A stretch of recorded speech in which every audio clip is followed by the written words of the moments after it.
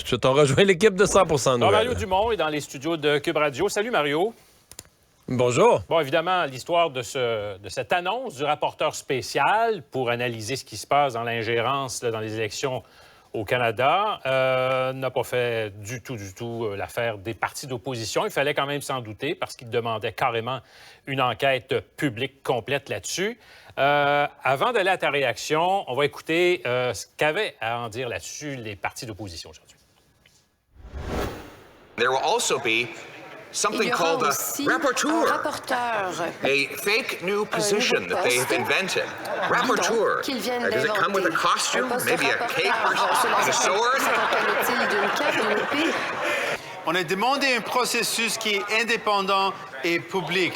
Pourquoi le Premier ministre ne respecte-t-il pas ces deux critères? Si on n'est pas capable d'aborder la question de l'intégrité de nos élections en toute transparence, honnêtement, on fait dur. On passe en mode république de bananes, en tout respect pour les bananes. Qu'attendent-ils pour mettre en place une commission publique et indépendante? Bon, alors donc, on le voit, on revient à case départ. Le dossier, donc, n'est loin d'être clos. Oui, et les partis d'opposition sont restés assez agressifs dans le ton, mais je pense qu'on vient d'en avoir un extrait assez parlant. Parce que quand même, là, dans la nomination du rapporteur, Monsieur Trudeau avait dit, je vais consulter les partis d'opposition dans ce processus-là, peut-être espérant qu'en étant un peu intégré. Ce matin, par exemple, il y avait une nuance importante là, qui était amenée, entre autres, par le Bloc québécois, qui disait, dans le passé, il est arrivé que M. Trudeau nous consulte. À partir du moment où on ne dit pas qu'il faut que ce soit une nomination conjointe, mais que ce n'est qu'une consultation, il est arrivé des exemples où le Parti libéral de M. Trudeau a consulté le Bloc puis a fait le contraire. Donc, consultation, est-ce que c'est vraiment la recherche d'un consensus sur une nomination? Donc, il y avait beaucoup de scepticisme. Je pense quand même que Justin Trudeau s'en attendait. Donc, j'ai l'impression qu'il se dit, une fois passé, la question que ce que les libéraux espèrent, c'est qu'une fois passé cette première vague de dénonciation des 3 mesures qu'il a annoncées hier, je suppose qu'il espère que la tension va baisser, que les partis d'opposition ne sont pas capables de garder à la période de questions, exemple, ce sujet-là, chaud, demain, mercredi, jeudi, la semaine prochaine, et que le sujet va comme on dit, comme une balloune qui se dessouffle, le sujet va disparaître tranquillement. Il n'exclut pas, ceci étant dit, que son rapporteur, là, le terme qui visiblement en anglais a amusé M. Poilievre, mais il n'exclut pas, M. Trudeau, que la conclusion de ce rapporteur spécial là, soit il faut une commission d'enquête. Donc, ça reste une hypothèse qui est sur la table. Et quelle forme de commission d'enquête publique, quel format ça pourrait prendre? Il dit c'est le genre de proposition qui pourrait être soumis. Donc, à suivre, j'ai trouvé quand même que les partis d'opposition frappaient fort aujourd'hui. C'est-à-dire qu'ils ont vraiment voulu que la solution proposée par Justin Trudeau, comme on dit, des fois, on utilise l'expression à la chasse, tu veux même pas que le canard décolle, tu veux même pas qu'il prenne son envol, là, tu comprends? Tu le tires. J'ai l'impression qu'il y a eu un peu cette volonté-là des partis d'opposition que la triple solution, proposition de Justin Trudeau, puisse même pas lever. Mais là, on peut compter sur les partis d'opposition pour que ça demeure dans l'actualité jusqu'à la nomination de ce rapporteur-là. Après ça, peut-être une accalmie et après ça, les conclusions du rapporteur. Ouais. Finalement, c'est le supplice de la goutte, là? Oui, mais il va être un petit peu piégé quand même. C'est-à-dire que M. Trudeau, s'il fait les choses avec une certaine élégance, de les consulter, bon, si tu refuses d'être consulté, puis tu dis, moi, je m'occupe même pas du processus, ça fait un peu mauvaise foi, etc. Si tu acceptes de participer au processus, même si tu as discrédité, dès que tu participes, tu as peut-être pas le bras au complet dans le tordeur, mais tu as au moins un doigt là, dans le tordeur. Donc, ça va être à suivre, là, comment M. Trudeau va réussir à embarquer les partis d'opposition dans son processus.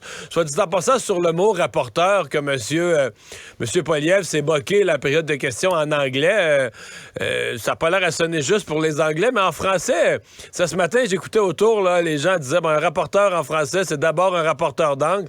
Ensuite, ça nous fait penser à un retriever, ça, c'est un chien. Fait que c'est une expression empruntée un peu au langage de l'ONU, là, tu sais. Mais c'est pas si familier dans le langage politique ici au pays. Hein. Oui, mais c'est souvent utilisé à l'ONU, par exemple, le rapporteur, par exemple, d'une situation dans des pays où on revient avec, un dossier à monter. Effectivement, ça n'a pas la même signification. Changement de sujet, Mario. Beaucoup moins en politique interne, là. Oui, c'est ça. Les déboires de la Société d'assurance automobile du Québec, ça s'est poursuivi. Bon, ça semble aller un petit peu mieux aujourd'hui, mais bon, ça n'a pas empêché Geneviève Guilbeault, finalement, de décider de mettre un terme, de revenir au pays après son voyage en Europe. C'est une question d'image davantage, hein?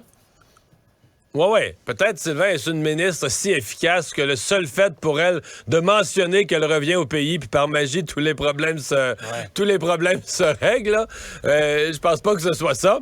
Non, écoutez, aujourd'hui, ça a l'air moins pire. Je me méfie quand même d'une chose, parce que ce matin, à Montréal, où la file, là, c'est justement le centre qu'on voit présentement, celui sur Henri Bourassa, dans le nord de Montréal, la file s'est dissipée, mais... notre collègue Marie-Lise qui était là ce matin dit qu'il y avait des agents de la SAAC qui étaient dans la file et qui renvoyaient carrément les gens chez eux en disant « Écoutez, c'est inutile, là. Perdez pas votre temps au froid ici, vous passerez pas, ça donne rien. » On les renvoyait chez eux en disant « Allez sur le site, prenez-vous un rendez-vous. » Or, on était rendu au 24 avril pour les rendez-vous. Oui, c'est ça.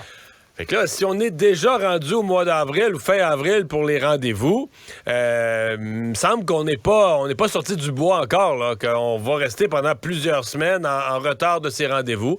Par contre, en région, ça semble aller un peu mieux. Dans plusieurs régions, ça semble avoir repris son cours. À Québec, ça va l'air plus correct aujourd'hui. Donc, on va surveiller ça. Hier, il semble qu'ils ont traité un nombre record de dossiers dans plusieurs centres jusqu'à 21 heures. Donc, les employés ont mis les bouchées doubles, et tant mieux. Donc, c'est un système qui a été finalement implanté beaucoup trop rapidement. Je pense que c'est la conclusion à laquelle il faut en venir. Il y avait le cas de quelqu'un aussi qui a évidemment reçu une contravention à payer. Le policier a dit, si vous voulez la faire annuler, il faudrait que vous ayez un document à aller chercher où? À la SAC. Donc, non, on n'en sort pas. Et ça, j'ai vu un véhicule à La Fourrière. J'ai vu des gens avec des contraventions. Ça, c'est certain que ça va devenir, si les corps policiers reçoivent pas le message d'une certaine souplesse, ça va devenir un problème. Et la SAAC, c'est bien gentil pour la SAAC de dire, écoutez, on vous laissera pas avec ces contraventions-là, on va vous les rembourser, on va vous les arranger. Mais là, présentez-vous au comptoir. Ben oui, c'est la belle affaire. C'est bel temps de se présenter au comptoir de la SAAC. Je voulais t'entendre aussi sur Marie-Louise Tardif, députée de la CAQ, qui est finalement obligée de quitter le caucus. Oui, c'était une évidence, là, au moins le temps de clarifier ses affaires. C'était une évidence.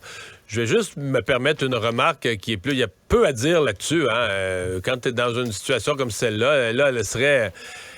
ce pourquoi il y a des vérifications à faire ou une enquête en cours, c'est qu'elle aurait menacé des gens en pleine cour. Bon, c'est pas tellement idéal comme situation. On va voir ce qui en ressort. Moi, je n'étais pas là, puis je me réserve. Là. Je n'ai rien vu de ça, rien entendu de ça, mais on verra. Sauf que, je me permets une statistique là, à l'œil comme ça. Quand des gens démissionnent, là, passez-la dans votre tête, là, des gens qui se sont retirés temporairement du caucus, il y en a qui reviennent. Mais c'est pas un fort pourcentage. Je veux dire, je sais pas, moi, 75, 80 %, quand cette étape-là est passée, les gens, on les revoit jamais dans le caucus. Là, donc, c'est un peu la réalité à ce moment-ci. Il y a Éric Duhem là, qui semble bien excité par ça. C'est ça, je l'ai posé comme question. Ça peut lui permettre d'avoir un pied dans le Parlement? Ah, lui, Éric Duhem, en est carrément là. Il fait pas semblant. C'est n'importe qui, peu importe. C'est s'il a une députée, comme c'était le cas de Claire Sanson là, jusqu'à l'élection, là, l'année passée, ça lui ouvre la porte toute grande à avoir à l'Assemblée nationale le droit d'utiliser les salles de conférence de presse, etc. Sous prétexte, la députée, elle, peut convoquer, peut utiliser la salle de conférence de presse, et c'est Éric Duhem qui se présente et parle aux médias, et ça a été accepté toute l'année passée. Là. Merci, Mario. Au revoir. Il ne mord pas à l'hameçon des fausses nouvelles.